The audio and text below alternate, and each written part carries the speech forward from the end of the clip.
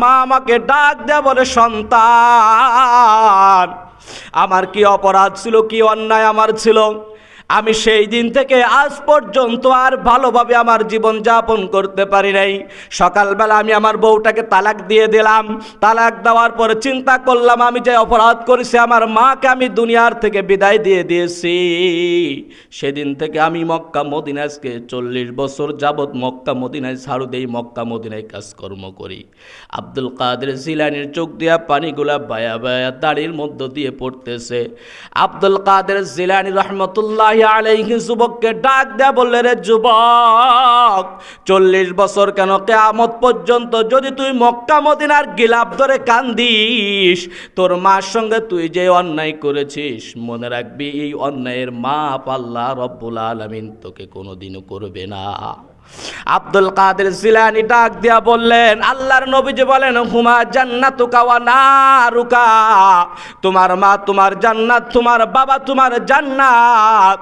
যদি তোমার বাবাও যদি মুশরিক হয়, মাও যদি মুশরিক হয়, তুমি তার সমস্ত কথা মানতে হবে। যেটা ইসলাম বিরোধী কথা, ওই কথা তুমি মানবা না, কিন্তু তাদের সঙ্গে তর্ক করার অধিকার তোমার নাই। হযরত আবু হুরায়রা রাদিয়াল্লাহু তাআলা আনহু একবার আল্লাহর নবীজির কাছে এসে বারবার আসা যাওয়া করেন। তার মা ছিলেন একজন মুশরিকা। হঠাৎ করে তার মা একদিন ডাক দিয়ে বলল, এর আবু হুরায়রা, তুই প্রত্যেক দিন কই যাস, এত রাত করে ফিরিস, কারণটা কি? আল্লাহর নবীজির সাহাবী আবু হুরায়রা মাকে ডাক দিয়ে বললেন, মা, যেই কদমে গেলে দুনিয়াটা প্রশান্তি হয়ে যায়, আমি আব্দুল্লাহর বেটা মুহাম্মদের দরবারে যাই। পরের দিন যখন আবু হুরায়রা গেলেন, মা তাকে 2টা থাপ্পড় দিলেন আর বললেন, তুমি আবু হুরায়রার দরবারে যাবা, আবু হুরায়রা তুমি এই মুহাম্মদের দরবারে কিন্তু যাবা না। তারপর আবু হুরায়রা আল্লাহর নবীর কাছে গিয়ে বললেন, ইয়া রাসূলুল্লাহ, ইয়া হাবিবাল্লাহ, মা আমার মুশরিকা, আপনার দরবারে আসি, মা তো আমার পছন্দ করে না। ওই দিকে আমার মা, এই দিকে আপনি নবী, আপনাকেও আমি ছাড়তে পারি না, আমার মাকেও তো আমি ছাড়তে পারি না। আল্লাহর নবীজি ডাক দল বললেন, রে আবু হুরায়রা, তুই কি তোর মার বিরুদ্ধে আমার কাছে নালিশ দাও? আল্লাহর নবীজিকে ডাক দেয়া বললেন, ইয়া রাসূলুল্লাহ, ইয়া হাবিবাল্লাহ, আমি আমার মায়ের বিরুদ্ধে আপনার কাছে নালিশ দেই না। আমি আপনার কাছে বলি, আপনি আল্লাহর কাছে একটু দোয়া করেন যেন আমার মাকেও আল্লাহ তাবারক তাআলা ঈমান কবুল করে নেন। বলেন সুবহানাল্লাহ। আল্লাহর নবী যা হাত উঠিয়ে বললেন, আল্লাহুম্মা হদিনি ইন্নী উম্মি আবু হুরায়রা, আয় রব্বুল আলামিন, আপনি আবু হুরায়রার মাকে হেদায়েত দান করেন, ঈমানের জন্য কবুল করে নেন। বলেন সুবহানাল্লাহ।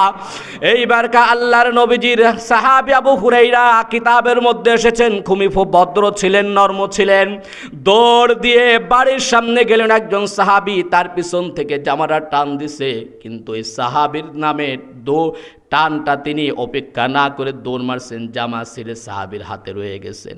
সাহাবীরা চিন্তা করলেন, আবু হুরায়রা একটা ভদ্র মানুষ, ব্যাপার কি, দৌড় মারছেন কেন? এইবার মায়ের দরজার সামনে গিয়ে দাঁড়াইল।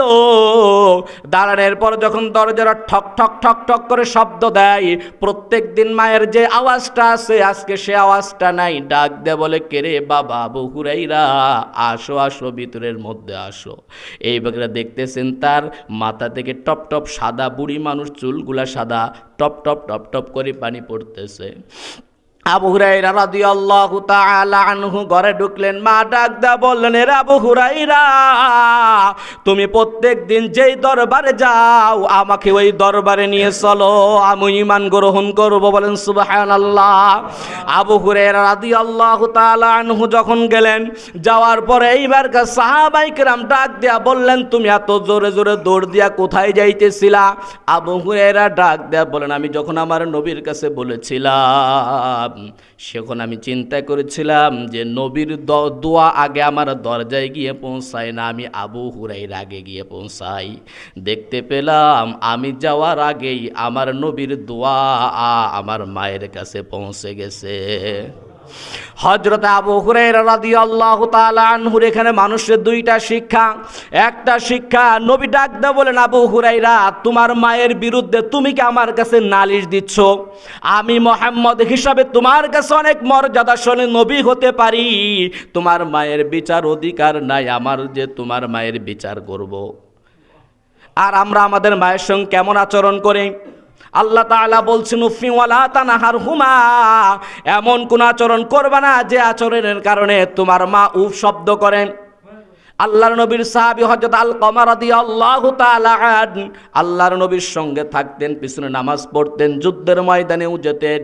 হঠাৎ করে দেখতে পেলেন হযরত আলকামা রাদিয়াল্লাহু তাআলা আনহুর মৃত্যুর সময় চলে এসেছেন। এমত অবস্থায় হযরত আলকামা রাদিয়াল্লাহু তাআলা আনহু তার মুখ দিয়া লা ইলাহা ইল্লাল্লাহ কালিমা বের হয় না। কি বের হয় না? কালিমা বের হয় না।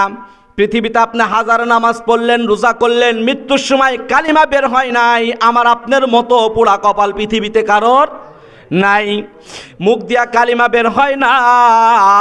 সাহাবায়ে কেরাম এসে বললেন, ইয়া রাসূলুল্লাহ, ইয়া হাবিবাল্লাহ, হযরতে আলকামার মুখ দিয়া কেন জানি কালিমা বের হয় না। নবী আমার টুকটুক করে হযরতে আলকামার পাশে গিয়া দাঁড়াইলেন।